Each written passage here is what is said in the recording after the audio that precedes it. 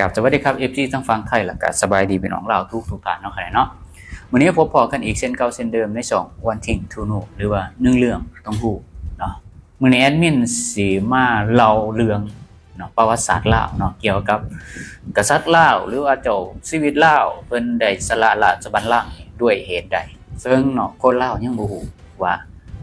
ประเทศตัวเองนี่มีกษัตริย์มาก่อนโดยเฉพาะคนรุ่นใหม่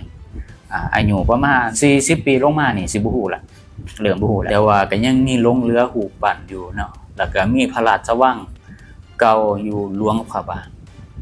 เพื่อเป็นการบ่เสียเวลาเนาะพี่น้องเนาะมาเข้าเรื่องกันเลยเนาะพี่น้องเนาะ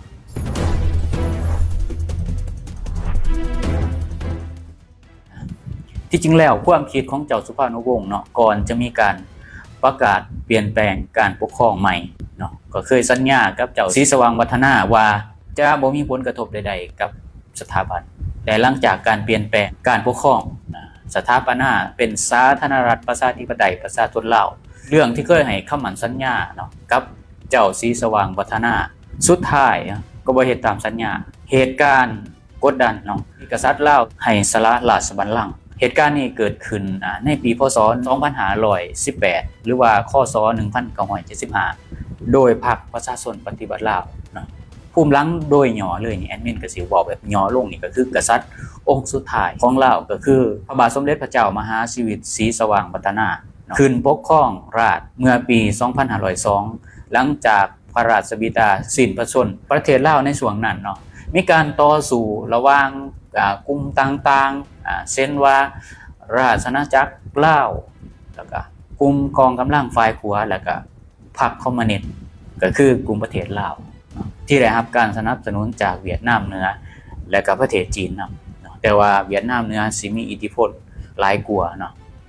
ก็มีบางส่วนที่ไปเข้ากับจีนเหตุการณ์การสละราชบัลลังก์ในปี 2518 หรือว่า 1975 เนี่ยสถานการณ์ในการเปลี่ยนแปลงในช่วงต้นปี 1975 กลุ่มประเทศลาวก็คือกลุ่มของเจ้าสุภานุวงศ์ได้ลุกคืบเนาะทางทหารและการเมืองแล้วก็ควบคุมหลายพื้นที่ของประเทศเนาะรวมทั้งเมืองหลวงหรือว่านครหลวงเวียงจันทน์เจ้านายระดับสูงเนี่ยก็เริ่มทยอยหนีออกจากนอกประเทศหลังจากที่ก่อนสิมีการเปลี่ยนแปลงพอต่างคนเนี่ยต่างก็หูตัวเองว่าจะเกิดอิหยังขึ้นแล้วเนี่ยในอนาคตเนี่ยหลังจากที่สหรัฐเนี่ยได้ถอยกองกำลังออกจากเวียดนามใต้และสหรัฐอเมริกาที่เคยสนับสนุนราชอาณาจักรลาวก็เริ่มถอยฝ่ายบรรดาเจ้านายประเทศลาวเริ่มมีความตระหนักแล้วว่ามันบ่มั่นคงเลยเด้นี่บัดนี้รัฐบาลของพระราชอาณาจักรลาวก็เลยสูญเสียอำนาจการควบคุมเนื่องจากว่าก่อนหน้านั้นเนาะได้เซ็นสัญญาเนาะร่วมศาสตร์กันก็คือฝ่ายซ้ายฝ่ายขวาฝ่ายกลางนี่แหละเข้ามาช่วยกันพัฒนาสร้างสรรค์ประเทศชาติบัดเข้ามาแล้วบัดนี้เนาะก็ให้ปลดอาวุธหลังจากปลดอาวุธแล้วเอาอาวุธต่างๆนี่เข้าไปอยู่ในศาลแล้วเบิ่งแล้วเวียดนามยังก็ล่มไปแล้วเวียดนามใต้รู้สึก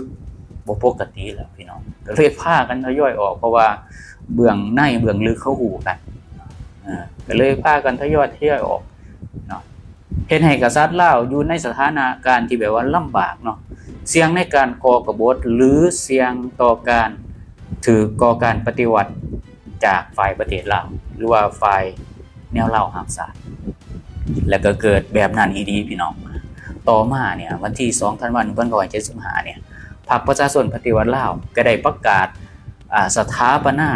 สาธารณรัฐประชาธิปไตยประชาชนลาวขึ้นมาข้าราชการเก่าเนาะก็เริ่มเนาะพากันนี้ออกเพิ่มเติมขึ้นอีกบัดนี้พระบาทสมเด็จเจ้าศรีสว่างวัฒนาก็ได้ถูกกดดันเนาะกดดันจากฝ่ายประเทศลาวให้สละราชบัลลังก์โดยบ่ได้มีการใช้ความรุนแรงอีหยังพี่น้องบ่เสียเลือดเสื้อเนื้ออย่างที่เจ้าสุภานุวงศ์ได้ให้คำมั่นสัญญากับพระบาทสมเด็จพระเจ้าอยู่หัวศรีสว่างวัฒนาแล้วว่าสิบ่ให้มีผลกระทบหยังนั่นแหละแล้วก็กดดันทางการเมืองและการทหารที่แบบ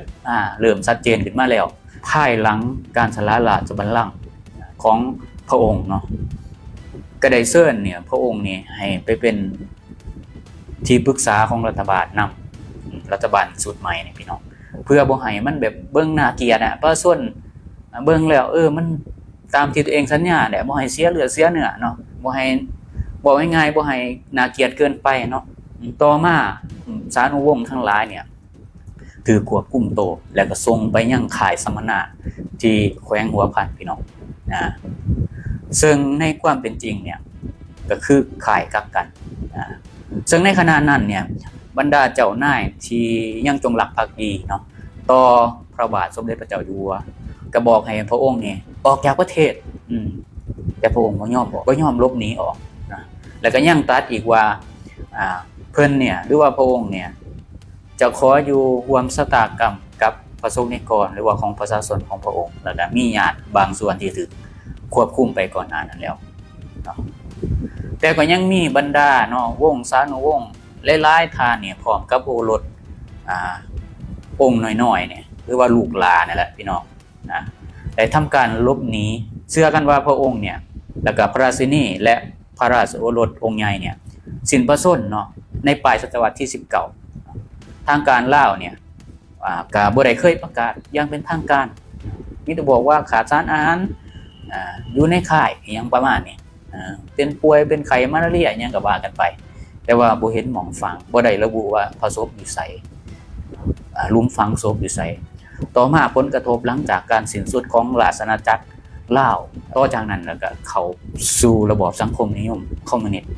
อย่างสมบูรณ์พี่น้องคนลาว 95% เนี่ยก็ได้สูญเสียอำนาจเนาะที่เกิดจากผลกระทบในการเปลี่ยนแปลงระบบการปกครองการเมืองเรื่องการเมืองนี่ก็บ่มีสิทธิ์เนาะยุ่งเนาะการเมืองแล้วก็สิมีการปราบปรามผู้ที่เห็นต่างทางการเมืองพร้อมเนาะตลอดระยะเวลา15ปีเนาะเริ่มตั้งแต่ปี1975เนาะจนฮอดปี1992ประชาชนที่แบบว่าอพยพหนีลี้ภัยจากการคุกคามเป็นจำนวนเนี่ยที่แบบหลายเนี่ยโดยเฉพาะผู้ที่เคยเกี่ยวข้องกับรัฐบาลชุดเก่าเนี่ย